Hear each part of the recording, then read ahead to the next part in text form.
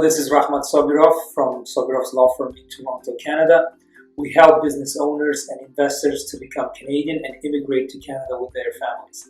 In today's short video, I would like to explain how to buy a business in Canada for your immigration purposes and for your profit. So many clients, they ask us the following question: how can I combine my immigration goals with my business goals?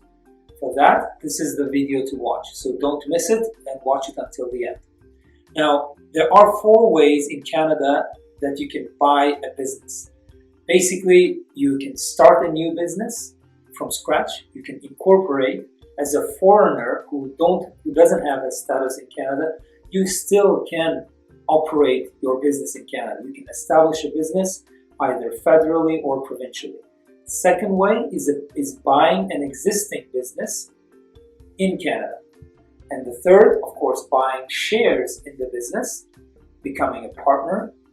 And fourth is we differentiated another type of another method, buying it as franchisee, a franchise business.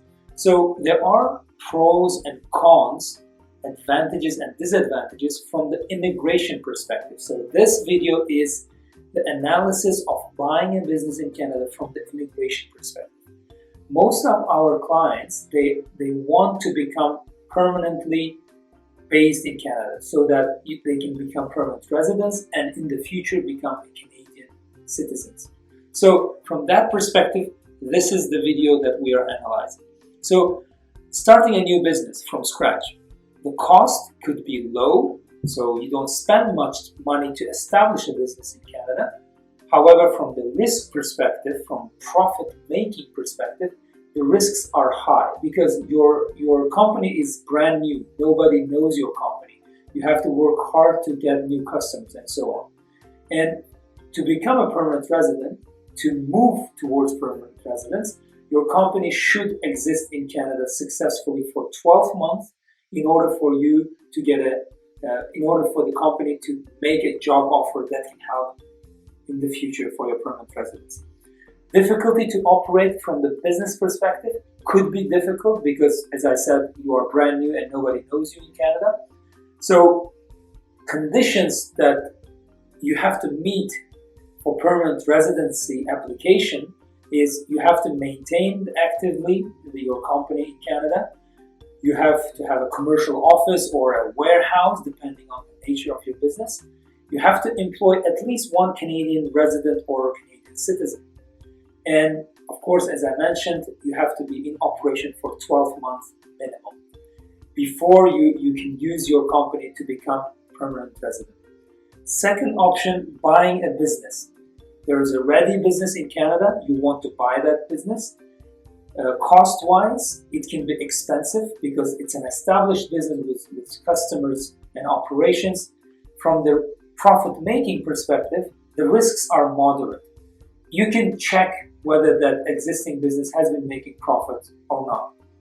And the no minimum requirement to wait until your new Canadian company, the one that you purchased, can make a job offer for you so that it can increase your chances for permanent residency. So there's no minimum time waiting as opposed to the first option, which is starting a new business. From difficulty to operate, to be honest, it's moderate. As usual, businesses are, you can check whether the industry is going to be successful or not. So difficulty of operation is moderate. And of course, in order for you to benefit from the ownership of the company, you have to own at least 51%, the majority of the shares of that company. Usually when you buy a business, we advise to buy 100% of shares, but sometimes you can become a partner and get the majority shares so that your company can make a job offer for you that can help for permanent residency. You have to maintain your active company. You cannot close it, so you have to maintain. And again, you have to employ at least one Canadian permanent resident or Canadian citizen. Okay, let's come to method number 3, buy shares in a business. It is very similar to the previous version, but in this case, you definitely buying shares some shares of an existing business. Because it will be partially owned by you, it should be majority owned by you, but you pay for shares, the cost could be moderate. So you don't pay for the whole company, right? You pay for the part of the company. And it should be 51%, of course. But again, risk of making profit is moderate depending on the industry, and no minimum requirement. Easy to operate because you have your partner. You are not alone. You have a local partner who knows Canada, who has been in this business for some time. So you can lean onto your partner for expertise and guidance. And of course, again, for conditions for permanent residency application, company should have existed for at least 12 months and should be currently active at the time of your application. And company has sufficient funds in order to make a job offer, permanent job offer for you and pay your salaries while you wait for your permanent residency. And finally, buying a franchise. In Canada, there are many franchise businesses for sale, very famous ones, very expensive ones, and not so expensive ones. The cost of those businesses can be moderate because there are good brands that are sold around $100,000. The risk of making profit, we think that it's low because it's an established brand, it's a franchise that people know, and the risk that you will not make a profit is low.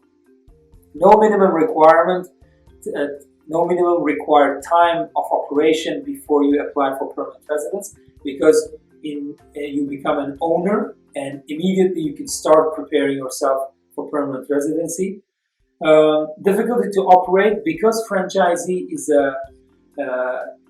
ready business in terms of training, infrastructure, branding, and stock of products and so on. It's easy to operate. So it's basically plug and play. You are given the franchise, and the franchising company already trains you and knows how things work. You are you become an owner, you get trained and start operating. And finally, conditions for permanent residency application is you have to maintain an active company and you have to hire at least one Canadian employee who is a Canadian permanent resident or Canadian citizen. So this is all. Again, we will be doing this kind of short videos in the future to explain you what are the benefits and risks and advantages, disadvantages of a certain immigration program. So stay tuned and subscribe to our social media channel. Follow us on Facebook and YouTube. Thank you very much. Have a good day.